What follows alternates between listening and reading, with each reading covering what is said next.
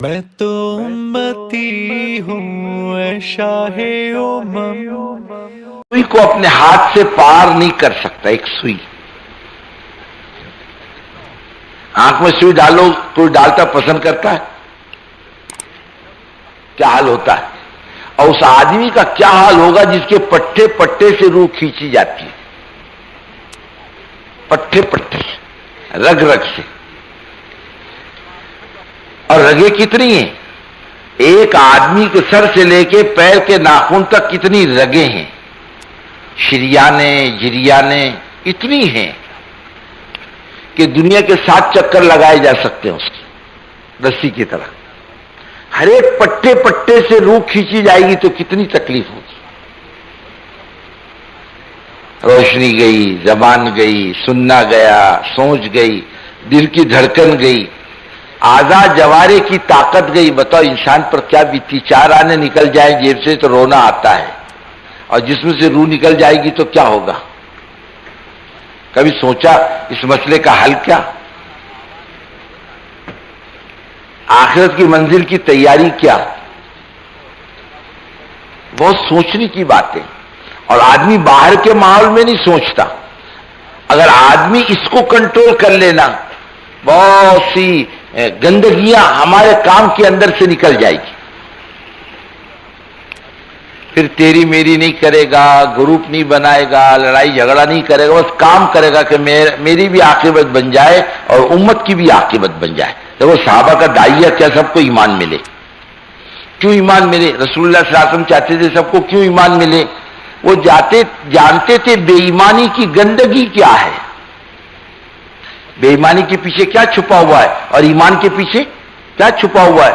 ایمان پر کیا ملے گا اور بے ایمانی پر کیا بھگتنا پڑے گا ہم نہیں جانتے. اللہ کے رسول صلی اللہ علیہ وسلم جانتے تھے، اس لیے آپ کے اندر کا داعیہ تھا دنیا میں کوئی بے ایمان نہ بچے، سب کو ایمان ملے. آخر میں اللہ کو کہنا پڑا اے محمد صلی اللہ علیہ وسلم اتنا مت کوڑو، اتنے بے چین مت ہو. اگر لوگ ایمان نہ لائے تو آپ اپنا گلا گھونٹ لو گے، خودکشی کر لو گے. اس لیے کیوں بے چین ہوتے ہیں آپ؟ یہ ہمارا نظام ہے، ہم چلاتے ہیں، ہدایت ہمارے قبضے کی بات ہے. لیکن آپ صلی اللہ علیہ وسلم جانتے تھے کہ مصیبت کیا ہے، اور آپ کا داعیہ تھا کہ پوری انسانیت کو ایمان مل جائے. اس لیے کہتے ہیں داعی وہ جس کے دل میں پوری انسانیت کا درد ہو، اور جس داعی کے دل میں انسانیت کا درد نہ ہو وہ دل نہیں جہنم ہے. جو آدمی اپنے نفع کو سوچے وہ آدمی داعی نہیں بن سکتا. ایک آدمی اپنے کاروبار کے نفع کو سوچے وہ ایمان کا داعی نہیں بن سکتا. ایک آدمی اپنے گھر کے بارے میں سوچے وہ ایمان کا داعی نہیں بن سکتا. ایمان کا داعی تو وہی ہو جو پوری انسانیت کو سوچے، پورے عالم کے بارے میں سوچے. اے اللہ پورے عالم کا کیا تو نے بنایا ہے، اس کا کیا، اس کو ایمان کیسے ملے گا؟ روٹی کا وعدہ تو ہے اللہ کا پکا، روٹی دیں گے، لیکن فرمایا ایمان دیں گے ہمارا وعدہ نہیں، تمہاری کوشش پر دیں گے، تمہاری طلب پر دیں گے، اور روٹی تمہارے بغیر طلب کے بھی ملے گی. لیکن ایمان تمہارے بغیر طلب کے نہیں ملے گا. ابو طالب ہے، نام ابو طالب، نام کیا ہے؟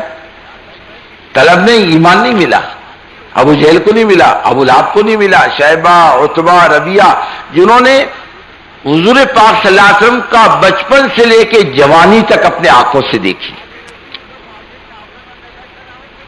معمولی بات ہے. ہم کو تم کو ایک آنکھ دیکھنا نصیب ہو جائے حالت ایمان میں، تمہارا ہمارا بیڑا پار. اور اللہ کے رسول صلی اللہ علیہ وسلم کو حالت ایمان میں ایک دفعہ بھی دیکھ لے تو اس کا بیڑا پار. انہوں نے تو 40 سال دیکھے، 40 سال سے زیادہ،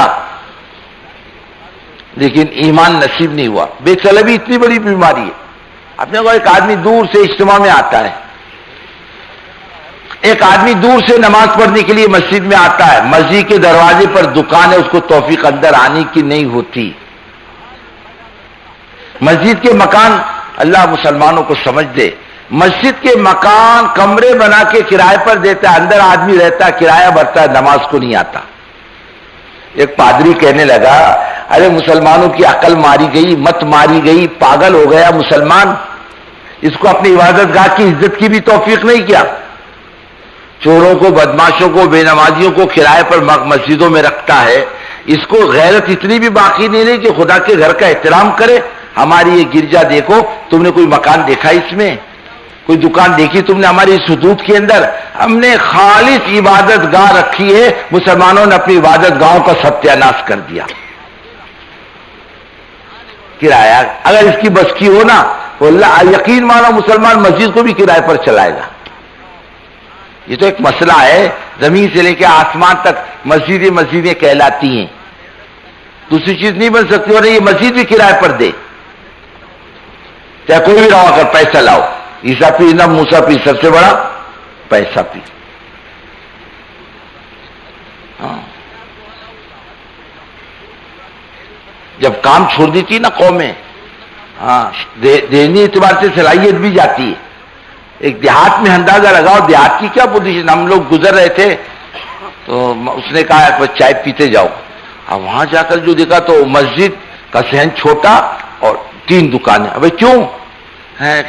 خرچے کے لیے. توڑ بنے کم وقت توڑ، اور مسجد کو بڑی کر. آنے والے مسلمانوں کو روکنے کا ذریعہ مسلمان ہے. مسجد چھوٹی بناتا ہے کہ مسلمان مسجد میں نہ آئے. بڑا کر اسے مسجد کو، اور نیت کر کہ اللہ تعالیٰ ساری دنیا کو میری مسجد کے اندر بھیجے. مسجد ہی چھوٹی بنایا تو آنے والوں کو بولتے تم مت آؤ، مسجد ہماری چھوٹی ہے.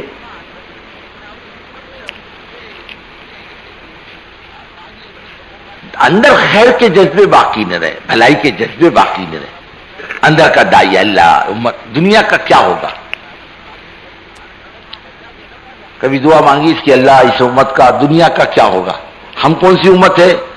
امت اجابت. ہم نے قبول کر لیا. ایک امت دعوت ہے جس نے ابھی قبول نہیں کیا. ہمارے کبھی داعیہ آئے دے دے تیرا کیا بگڑے گا. یہ بیچاری جنت میں جائیں گے. دے دے. یہ تو بیچارہ لوٹ پوٹ کے مسلمان کہیں نہ کہیں سے تو جائی گئی. بڑھتا بڑھتا بڑھ جائے تو پیر، گھٹتا گھٹتا گھٹ جائے تو فقیر. یہ تو کسی حال میں نفع سے خالی نہیں اس کا. یہ گنہگار بھی صحیح، لیکن اگر حالت ایمان میں گیا ہے، کیسے ہی گیا لیکن تھوڑا سا ایمان دے کے گیا رائی کے دانے کے برابر، تب بھی اس کا بیڑا پار ہوگا. اس بیچاروں کا کیا ہوگا. کرنا اپنے میں کام اور مانگنا سارے عالم کے لیے. اور اللہ کا کیا بگڑتا ہے دینے میں. اللہ کو ایک آدمی کو دینے میں بھی اتنا ہی وقت لگتا ہے، اور سارے عالم کو دینے میں بھی اللہ کو اتنا ہی وقت لگتا ہے، زیادہ وقت نہیں لگتا.